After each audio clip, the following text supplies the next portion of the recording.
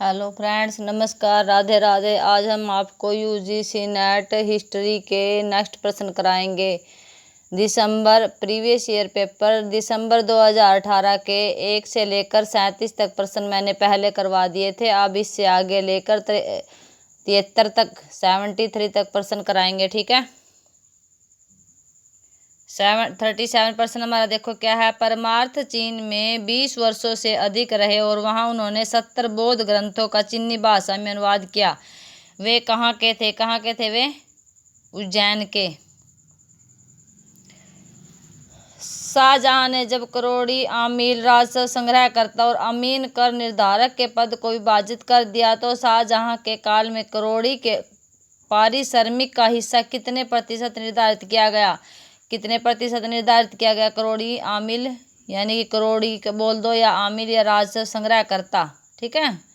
जैसे कर टैक्स इकट्ठा करने वाले का कितना था? यदि यह 8% से कम कर 5% कर दिया गया। कितना?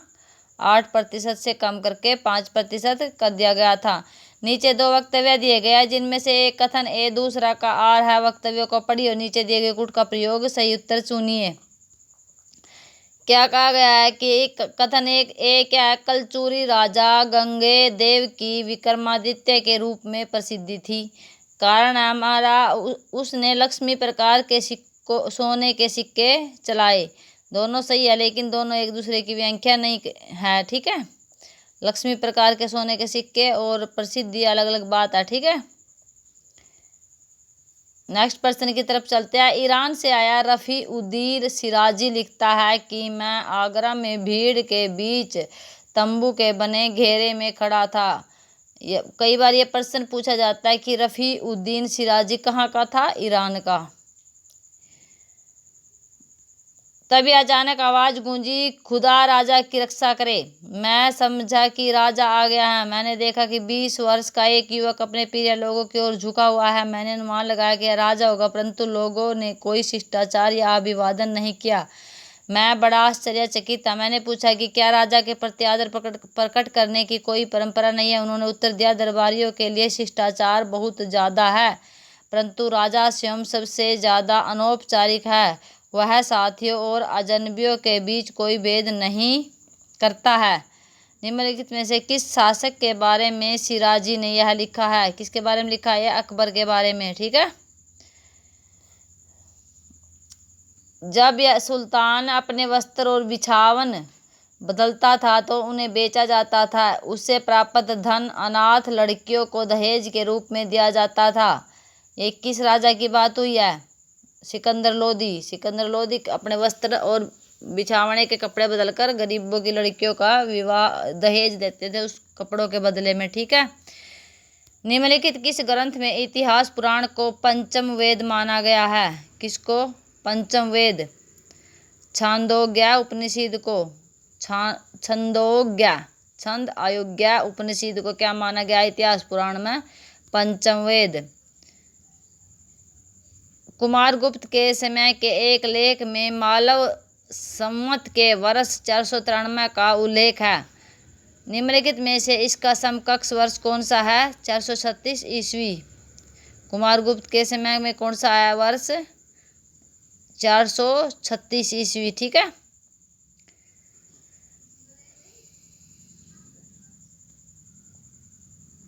मालवा संवत के समकक्ष वर्ष है 436 ईस्वी।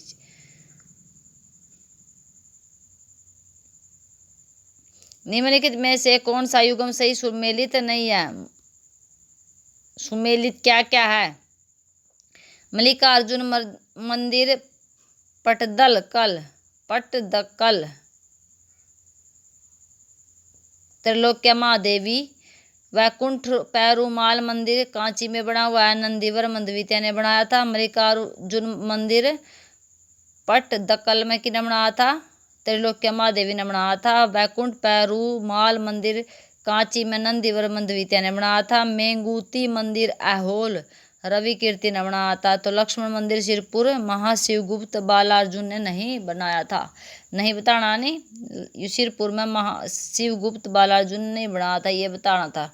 निम्नलिखित वक्तव्यों में से कौन से कथन सही है? वल्लभाचार्य आंध्र प्रदेश के ब्राह्मण थे किंतु बनारस में रहते थे। कहाँ के थे वल्लभाचार्य? आंध्र प्रदेश के। रवे कहाँ थे? बनारस में। बनारस का उत्तर प्रदेश में। वल्लभाचार्य ने सबसे पहले दामोदर दास को ब्रह्म संबंध मंत्र द्वारा दीक्षा दी। दीक्षा किसको दी थी? दामोदर दास को। वल्लभाचार्य ने सबसे पहले शिक्षा किसको दी थी? दामोदर दास को। दामोदर दास कौन थे? ब्रह्म संबंध मंत्र द्वारा दीक्षा दी थी उसको। वल्लभ संप्रदाय में गुरु की गद्दी उसके वंशजों तक ही सीमित रही। उसके किसी भी शिष्य को दूसरों को दीक्षा देने का अधिकार नहीं था। वल्लभ के अनुसार ब्रह्म की प्रकृति को प्रस्तुत करने की दो अलग अलग रीतियाँ पूर्व मीमांसा और उत्तर मीमांसा हैं और गीता एक सच्चा शास्त्र है। पूर्व मीमांसा और उत्तर मीमांसा को किसने माना अलग अलग रीति? वल्लभा ने। कई बार प्रश्न पूछा जाता है किसने माना था ब्रह्म की प्रकृति को अलग अलग? वल्लभाचार्य ने। याज्ञवल्क्य और मैत्रेय का दार्शनिक संवाद किस उपनिषद में वर्णित है? याज्ञवल्क्य और मैत्रेय का दार्शनिक संवाद कहाँ हुआ था आपस में बहस उनके दर्शन शास्त्र के ऊपर? किस में लिखे हुआ है? बृहदारण्यक में। याज्ञवल्क्य और मैत्रेय का। एक या आचार्य है, एक आचार्य है, मतलब एक अध्यापिका है और एक अध्यापक है। उस टाइम भी औरतें इतना अच्छा दार्शनिक संवाद करा करती। निम्नलिखित में से किस हड़प्पा स्थल से ऊंट की अस्थियां मिलियां? ऊंट की काल से मिलिया कालीबंगा। कालीबंगा कहाँ है? राजस्थान में। ऋग्वेद का प्राचीनतम भाष्यकार निम्नलिखित में से कौन सा है? स्कंद स्वामी। ऋग्वेद का प्राचीनतम भाष्यकार टीका किसने लिखी थी ऋग्वेद के ऊपर? स्कंद स्वामी ने। निम्नलिखित मुगल शासकों जिन्होंने औरंगजेब की मृत्यु के पश्चात शासन किया को काल क्रम अनुसार व्यवस्थित कीजिए। औरंगजेब के बाद कौन बना था? सबसे पहले बना बहादुर शाह प्रथम, उसके बाद जहांगीर शाह, फिर उसके बाद फर्रुखसियर, उसके बाद रफी उद दराजात। बहादुर शाह, जहांगीर शाह, फर्रुखसियर, रफी उदरजात। ठीक है। नेक्स्ट प्रश्न देखो क्या है इसमें से। नीचे दो वक्तव्य दिए गए हैं, एक को कथन है दूसरे को आर कहा गया है। ठीक है। सही मिलान करना हमने बताना है कौन सा सही है कौन सा गलत है, या दोनों सही है दोनों गलत है। देखो क्या दे रखा है। दास प्रथा एक संस्था थी जो लंबे समय से दक्षिण और उत्तर भारत दोनों में विद्यमान थी। यह बात बिल्कुल सही है। लेख पद्धति उल्लेख करती है कि दास सैन्य अभियान में बंदी बनाए गए लोगों में से नहीं बनाए जा सकते थे। गलत है। ये लोग उन लोगों को ही बनाया जाता था, न ही स्वतंत्र व्यक्ति अभावग्रस्त के कारण स्वयं को दासता के लिए प्रस्तुत कर सकते थे। ये गलत है। और एक ए सही है, आर गलत है। एक कुषाण देवकुल जहाँ राजघराने के व्यक्तियों की मूर्तियां रखी जाती थी कहाँ मिला है? माट।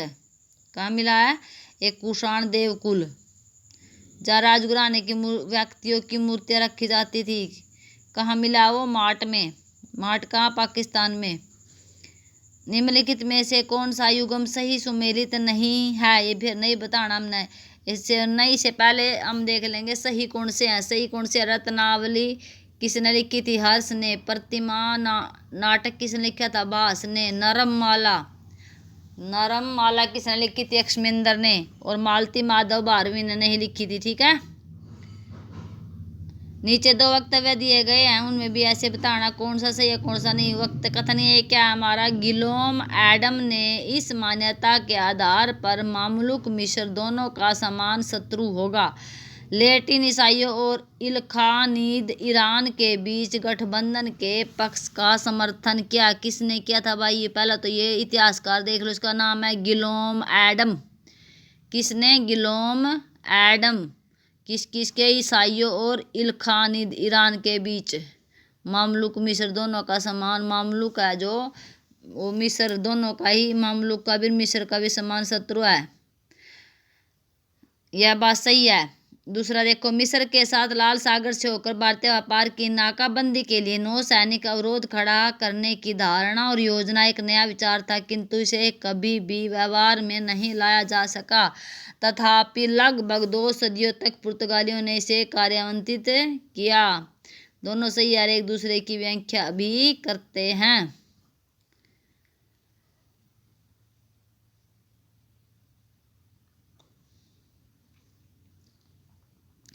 महिलाओं को नीचे दिए गए अनुदान के संबंध में निम्नलिखित में से कौन से वक्तव्य सही है?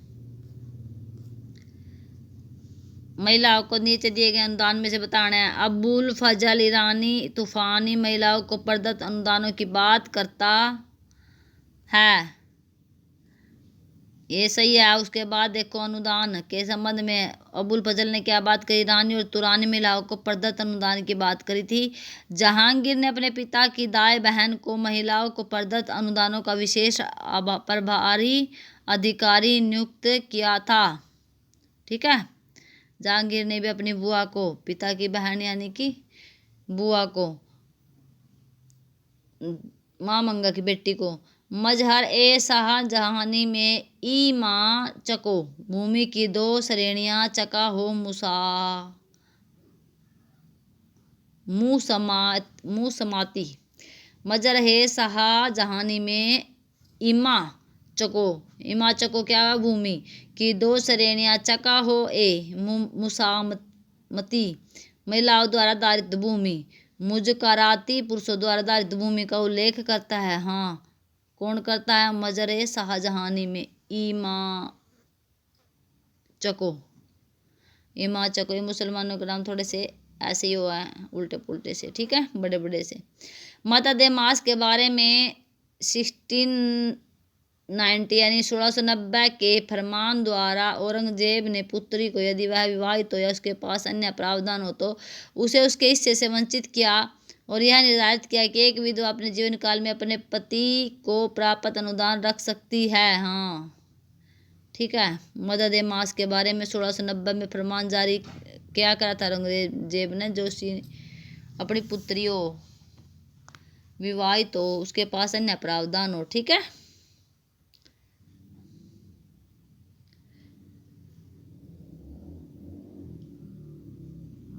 उड़ीसा के निम्नलिखित मंदिरों में किसका देउल पंचरथ है?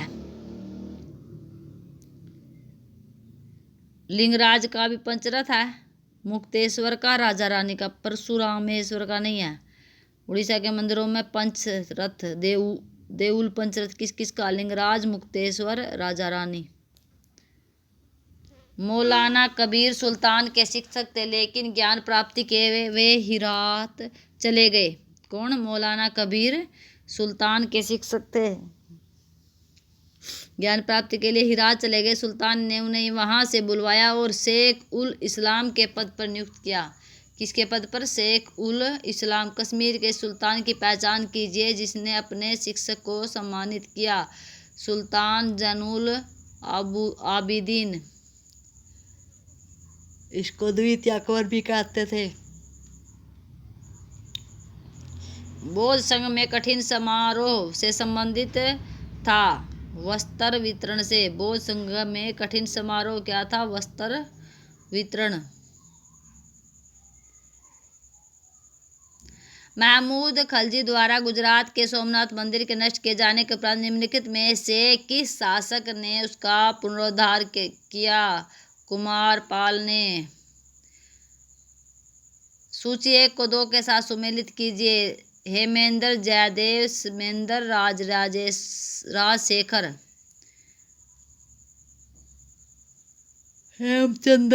हेमचंद्र, कुमारपाल। हेमचंद्र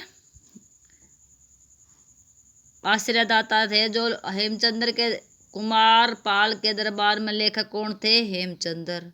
कुमारपाल के दरबार में हेमचंद्र जी। लक्ष्मण सेन के दरबार में जयदेव और अनंत के दरबार में लक्ष्मेंद्र और महेंद्र पाल के दरबार में राजशेखर। हेमचंद्र लेखक थे कुमारपाल के दरबार में, जयदेव लेखक थे लक्ष्मण सेन के दरबार में, लक्ष्मेंद्र थे अनंत के दरबार में और राजशेखर थे महेंद्रपाल के दरबार में। किसके काल में अष्टप्रधान मंडप में पंत प्रतिनिधि और हुकूमत पनहा नामक 2 नए पद जोड़े गए थे? पंत प्रतिनिधि और हुकूमत पनहा। छत्रपति राजाराम के में, छत्रपति राजाराम। अष्टप्रधान मंडल में के जोड़े गए थे? एक तो पंत और एक हुकूमत, पंत और हुकूमत।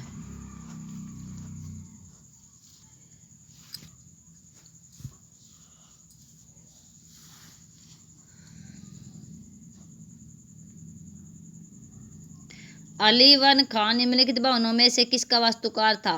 अली वन खान किसका वास्तुकार था? हसन खान सूर का मकबरा और शेरशाह का मकबरा। शेरशाह का और हसन खान सूर का मकबरा किसने बनाया था? अली वन खान ने। अली वन खान। उत्तर भारत के निम्नलिखित मंदिरों में किसका शिखर द्राविड़ शैली का है? वाराणसी का करमेदेश्वर, उड़ीसा का ब्रह्मेश्वर, ग्वालियर का तेली का मंदिर, खजुराहो का पार्श्वनाथ का मंदिर। इसमें क्या पूछ रखा है? उत्तर भारत में किसका मंदिर द्राविड़ शैली का है? ग्वालियर के तेली का मंदिर, द्राविड़ शैली में उत्तर भारत में। देखो ये क्या है? प्रश्न 63 से 66 तक इसमें से बताना है। मार्को पोलो के निम्नलिखित विवरण को पढ़िए। किसने लिखा? Marco Polo. वे जहाज अरब सागर से चलने वाले निम्न तकनीक स्तर के थे। इनमें से अनेक लापता हो जाते थे क्योंकि उन्हें बांधने के लिए उनके पास लोहे की कड़ी नहीं थी। वे केवल भारतीय नारियल के तुष से बनी रस्सी से एक साथ मिले होते थे। वे तुष को तब तक कूटते थे जब तक यह घोड़े के बाल की भांति नहीं हो जाती, यानी कि बिल्कुल बारीक नहीं हो जाती। ये पैराग्राफ दिया गया है। प्रश्न देखो क्या? मार्को पोलो के अनुसार भारतीय जहाजों में सामान्यतः कितने मस्तूल होते थे? कितने मस्तूल होते थे? एक। जहाजों में कितने मस्तूल होते थे भाई? एक। मार्को पोलो लोहे की कील नहीं होने की शिकायत करता है। निम्नलिखित 17वीं सदी के किस यात्री ने भी स्क्रू के गरुओं को काटने में खराद के प्रयोग की अनुपस्थिति की शिकायत की थी? थीवनों ने। जैसे मार्को पोलो कह रहे 17वीं शताब्दी में लोहे की कील नहीं थी, इस तरह ही किसने कही थी? थीवनों ने स्क्रू के गरुओं को काटने में खराद यानी कि खुरपा की शिकायत की थी इसने स्क्रू के गरुओं को, मृदों को, थी उन्होंने। मार्को पोलो जब शिकायत करता है कि भारतीय जहाजों में जब माल लादे जाते हैं तो उन्हें ढकने के लिए केवल एक आवरण था, तो वह निम्नलिखित में से किसके नहीं होने की शिकायत कर रहा है? नौ ताल की। किसके? नौ ताल। भारतीय जहाजों में तख्तों को जोड़ने के लिए निम्नलिखित में से किस तकनीक का प्रयोग किया जाता था? ग्रू तकनीक का। भारतीय जहाजों में तख्तों को जोड़ने के लिए ग्रू तकनीक का प्रयोग किया जाता था। नीचे दो वक्तव्य दिए गए हैं।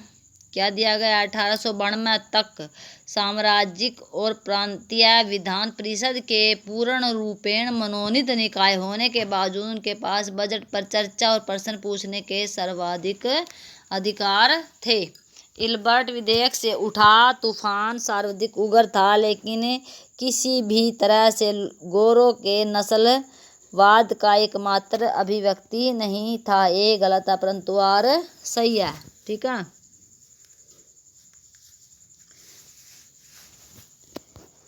नेक्स्ट प्रश्न देखो क्या हमारा? भारतीय राष्ट्रीय कांग्रेस ने शीघ्र स्वतंत्र होने वाले भारत में आर्थिक विकास की नीति निर्धारित करने के लिए जवाहरलाल नेहरू की अध्यक्षता में राष्ट्रीय नियोजन समिति की स्थापना कब की थी? 1938 में। ठीक है। भारतीय राष्ट्रीय कांग्रेस ने शीघ्र स्वतंत्र होने की आर्थिक विकास की नीति की निर्धारित करने के लिए अध्यक्षता कब की थी? 1938 में। किसने की थी? जवाहरलाल नेहरू ने। गांधी के कार्य के प्रारंभिक वर्षों के दौरान निम्नलिखित में से किस व्यक्ति ने उनको प्रभावित नहीं किया? जो शुरू के कार्य थे उसमें किसने प्रभावित नहीं किया? चार्ल्स ब्रैडलो ने। Charles, David Thoreau, Leo Tolstoy, John Ruskin ने तो प्रभावित किया था। प्रभावित किसने नहीं किया था? चार्ल्स ब्रैडलो।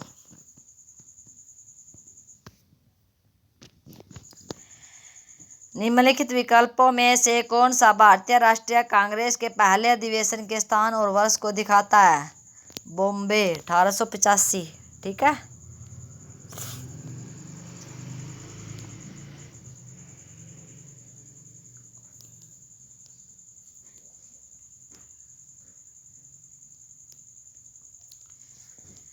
प्रार्थना समाज के सिद्धांत के विषय में निम्नलिखित में से कौन सा वक्तव्य सही नहीं है?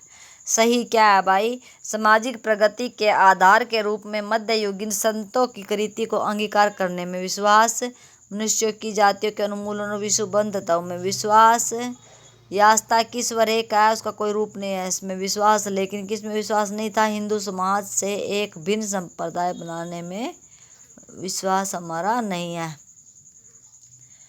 आदिवासी विद्रोह के बारे में निम्नलिखित में से कौन सा कथन सही नहीं है? सही क्या है इसमें भी? नहीं तो ये लॉर्ड लिटन की नस्ल भेदभाव की नीतियों के कारण वासुदेव बलवंत फड़के का सशस्त्र विद्रोह 1876 से 77 तेजी से भड़का था। ये तो है नहीं। सही क्या है? ओखा मंडल के वाघेराओं ने 1818 से 1819 में विद्रोह किया क्योंकि ब्रिटिश सरकार की सहायता से बड़ौदा के शासकों गायकों ने बलपूर्वक वसूली की। असम के अहोम अभिजात वर्ग ने 1828 में विद्रोह किया क्योंकि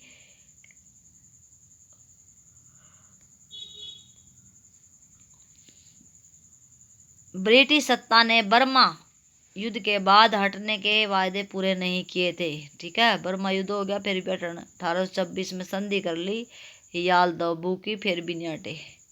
जब नहीं हटे तो क्या हो गया? विद्रोह हो गया। राजमहल की पहाड़ियों के संथालों ने 1855 में विद्रोह किया क्योंकि वे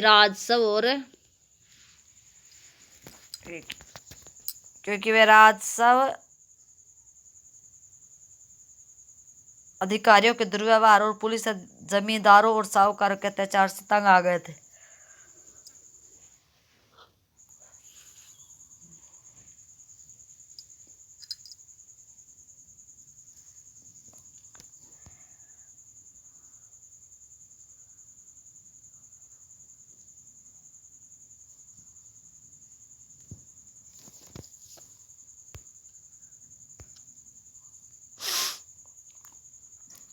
नेक्स्ट है वो लास्ट पर्सन हमारा